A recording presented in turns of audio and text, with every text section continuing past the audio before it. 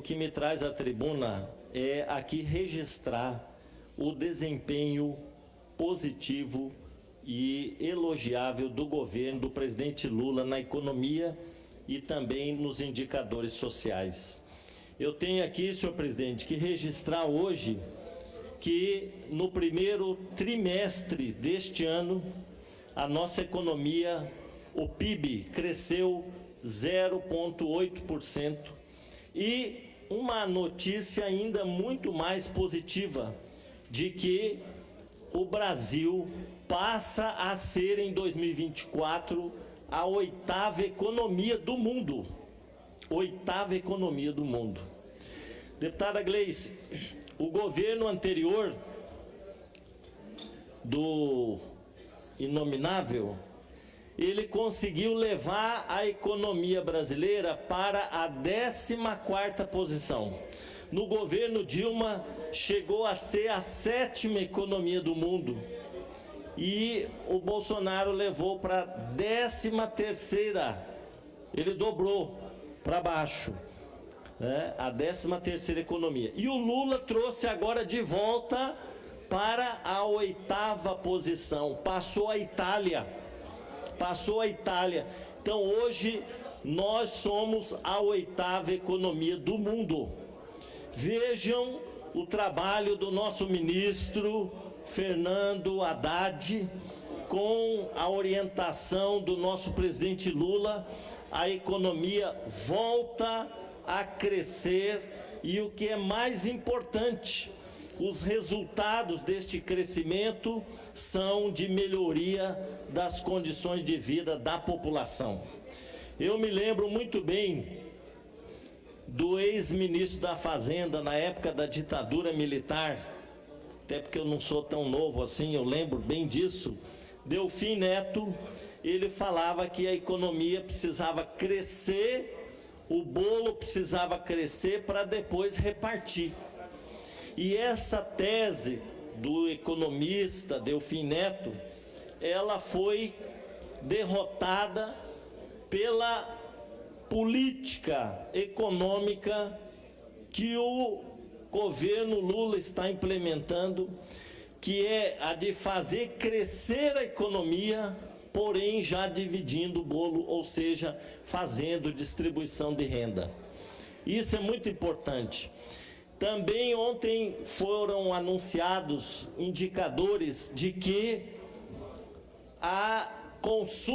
o consumo da população cresceu.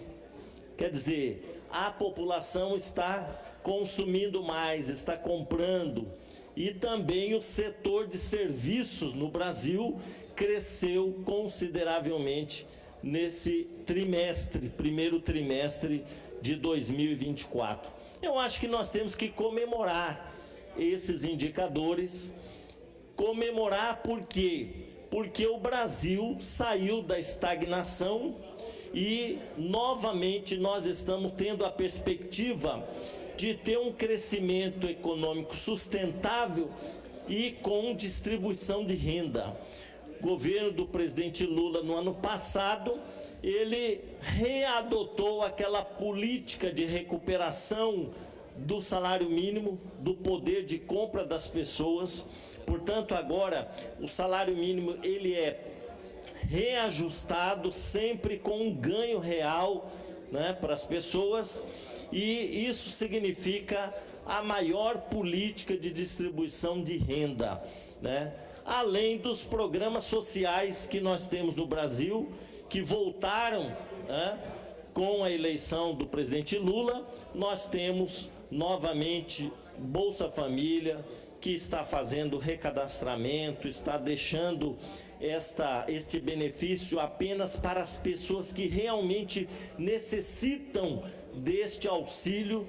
Também nós tivemos a volta, né, do programa Mais Médicos, do FIES, para financiar os nossos jovens nas universidades. Nós tivemos agora um novo programa, que é o Pé de Meia, para os estudantes do ensino médio, né, que já estão tendo um depósito mensal, né, de um valor para aqueles alunos que permanecem na escola, que têm frequência, que têm desempenho satisfatório.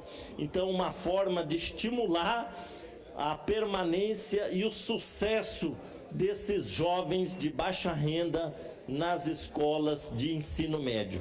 Então, senhor presidente, eu penso que esse é um momento bastante positivo que nós estamos vivendo no Brasil, apesar do jogo contrário que é feito no Congresso Nacional por uma bancada que faz oposição não ao presidente Lula, mas faz oposição ao Brasil, Eu quero aqui fazer um desabafo, porque, deputado Pedrocian, eu fico vendo aquele jogo lamentável que acontece na Câmara Federal, principalmente, em que deputados do chamado Centrão, eles fazem uma política fisiológica, fazem uma política do toma lá da cá, pressionam por cargos, pressionam por liberação de emendas parlamentares e muitas vezes jogam contra e votam contra os projetos do governo federal para fazer o Brasil continuar nesse ritmo de crescimento. Eu quero dizer aqui que chega a ser nojenta esse comportamento, né, de deputados federais que fazem uma oposição tentando prejudicar, eu repito aqui, não é o governo do presidente Lula, prejudicar o bom andamento da economia. Eu estava vendo uma análise de um economista dizendo o seguinte: nós temos um Congresso Nacional que exige do governo déficit zero, mas por outro lado aumenta despesas para o governo, né? E quer cada vez mais emendas parlamentares para atender as suas bases, né? Então, essa conta não fecha, né? Congresso Nacional tem que contribuir, se ele quer o déficit zero, tem que contribuir para isso, e não ficar aprovando ali medidas que aumentam as despesas do governo federal, né?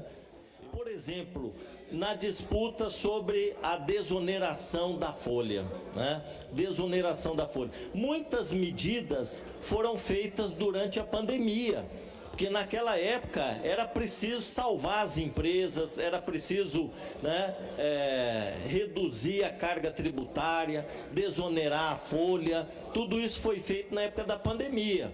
Agora nós não temos mais pandemia, né? E algumas medidas precisam ser repensadas, que foram adotadas naquela época. E o Congresso Nacional não ajuda o governo nesse sentido.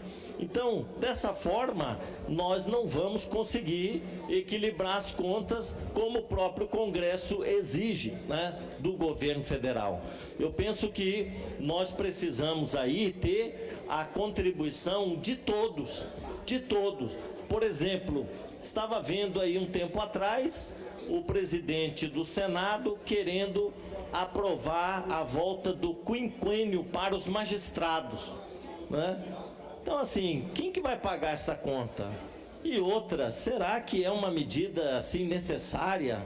Será que os magistrados estão passando necessidade, né? Que precisam desse quinquênio? Então, assim, quando a gente vê o que vai precisar para bancar isso aí, são bilhões. E aí, dessa forma, nunca nós vamos equilibrar as contas no país, né? Porque esse dinheiro sai da arrecadação dos impostos, né? Então, eu vejo que nós precisamos também ter uma contribuição maior da Câmara Federal, que praticamente quis engessar o governo na liberação das emendas parlamentares, quiseram lá e aprovaram um calendário obrigando o governo a liberar as emendas parlamentares, né? Isso transformou, na verdade, praticamente um parlamentarismo disfarçado no Brasil, em que o parlamento é que manda, ele que administra, que libera recurso. Dessa forma não dá, né? Ainda mais, deputado Coronel Davi, num ano eleitoral, né, que todo mundo quer fazer política com as suas bases, etc., isso aí acaba tendo uma pressão muito forte, né, em cima do governo. Então, acho que a economia vai bem, né? Nós estamos retomando os rumos do crescimento econômico, com essas observações feitas aqui pelo deputado Pedrocian, que são pertinentes. Acredito que o país tem que se preocupar com isso, mas precisa ser uma preocupação de todos os poderes, inclusive do Congresso Nacional. Colaborar com as medidas que o governo precisa aprovar para ter um equilíbrio das contas e continuar crescendo na economia. Sem medo de errar. Não generalizo a situação do Congresso Nacional, mas eu não tenho medo nem receio de dizer que pelo menos 1/3 dos deputados federais é do que há de pior na política. Pior, fisiológico, atrasado, reacionário e que joga contra o Brasil. Eu não tenho nenhum receio de dizer que 1/3, pelo menos, da Câmara dos Deputados é o que há de pior na política, né? E agora, Vossa Excelência diz aqui da história do arroz. Vamos esclarecer essa história do arroz? Primeiro que eu acho que é fake news, esse negócio de agrotóxico, que o governo está comprando arroz com agrotóxico. Primeiro, produtores do Rio Grande do Sul estavam segurando o estoque de arroz para aumentar o preço. Isso aí é patriotismo, é brasilidade? Aí o governo vai lá e fala, tá bom, não tem arroz, vamos comprar. Na hora que o governo falou, vamos comprar, apareceram os estoques de arroz, deputado. Isso aí é mau caratismo. É mau caratismo, cara de pau. De quem se aproveita de uma situação daquela no Rio Grande do Sul, de tragédia, para ganhar dinheiro, para aumentar o preço do pacote de arroz. Isso é mau caratismo. Aí falaram que o arroz tem agrotóxico, que o governo está comprando. Isso aí, olha, de fake news nós já estamos cheios.